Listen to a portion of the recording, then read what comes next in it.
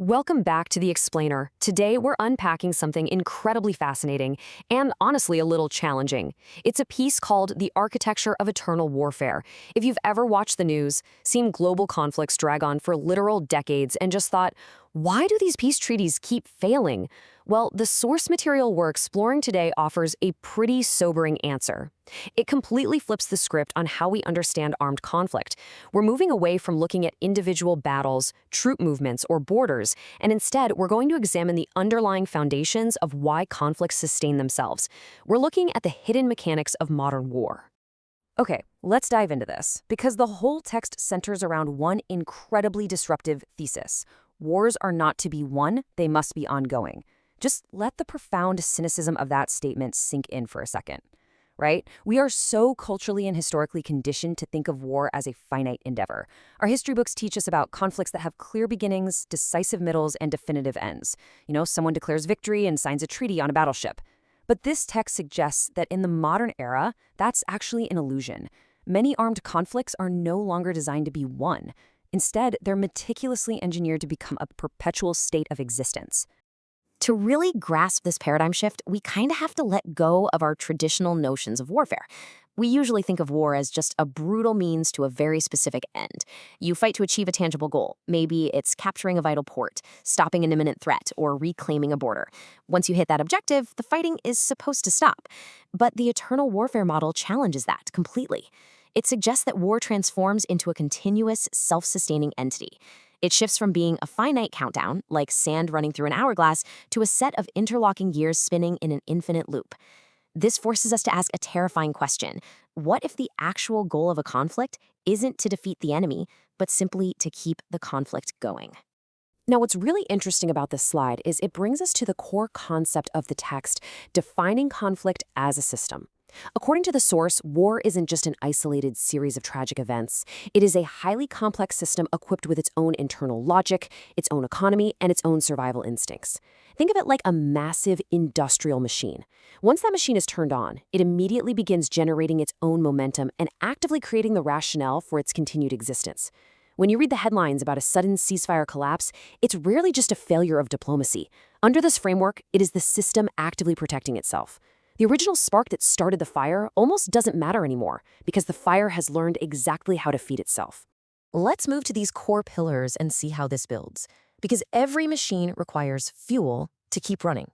If conflict is a self-sustaining system, what exactly is feeding it? The text identifies three distinct, powerful pillars that act as the fuel for this engine: economic and political interests, power dynamics, and ideological divisions. These are these structural elements that guarantee a perpetual state of war. We're going to break down how each of these fuels works in practice. First up, we have to look at the underlying economic and political interests. The text outlines how complex structures actually benefit from and totally rely on an ongoing state of war. And it's not just about massive defense contractors selling weapons, though for sure that's part of it. It's about localized war economies. Imagine a region where the standard economy has completely collapsed due to fighting. In its place, a shadow economy rises up. Local warlords start taxing humanitarian aid checkpoints. Smuggling rings for basic goods thrive because borders are closed. Thousands of young people with zero civilian jobs left find their only reliable paycheck in picking up a rifle for a militia. In these scenarios, peace is actually an economic threat. If a treaty is signed, those checkpoint taxes vanish, smuggling rings collapse, and the militias are suddenly unemployed.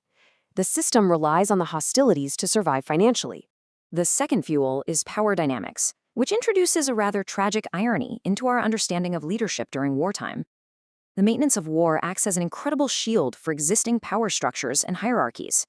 Those in positions of authority often find it highly advantageous to perpetuate a crisis simply to maintain their grip on control. The text explores the classic rally-round-the-flag effect.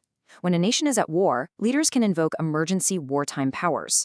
They can bypass democratic checks and balances, silence domestic political opposition in the name of national security, and demand absolute unity. If a leader's domestic policies are failing and their economy is struggling, a perpetual external threat distracts the population. As long as the crisis continues, the hierarchy remains completely insulated from normal political consequences.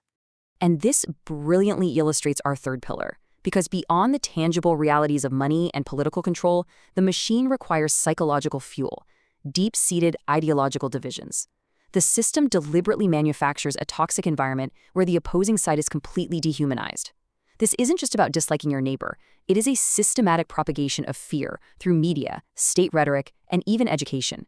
The enemy is painted not as a group of people with competing interests, but as a monstrous, existential threat to your very survival. The text emphasizes that when an entire generation is taught that the other side is less than human, reconciliation becomes nearly impossible. It ensures that the people actually fighting on the ground, the ones paying the physical price of the war, remain fiercely, psychologically committed to keeping the gears of the machine turning. So the crucial point is, when you synthesize all of this, we arrive at a deeply frustrating roadblock. How do you possibly compromise? Think about the insurmountable wall we've just built. If a localized economy is going to crash the moment peace is declared, if politicians will lose their emergency powers and face domestic backlash without a war, and if the public has been ideologically conditioned to view peace negotiations as literal treason, sitting at a negotiating table seems entirely futile. The traditional idea of diplomacy, where two rational actors sit down, make concessions, and find a win-win scenario, completely breaks down. The system itself is fundamentally engineered to reject any resolution that threatens its existence. Which leaves us with the ultimate challenge presented by the source text. If war is actively designed to sustain itself, how do we build lasting peace? This framework forces us to realize that signing a piece of paper is never going to be enough. To stop the machine, you can't just ask it to pause. You have to dismantle the shadow economies, replacing civilian jobs. You have to strip away the emergency political powers that insulate leaders from accountability.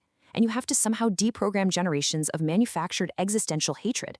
It is a monumental, multi-generational task. But understanding the architecture of eternal warfare is the first necessary step to tearing it down. Hopefully, this explainer has given you a profound new lens through which to view the next global conflict that hits the headlines. Keep questioning the systems around you, and thanks for exploring this with me.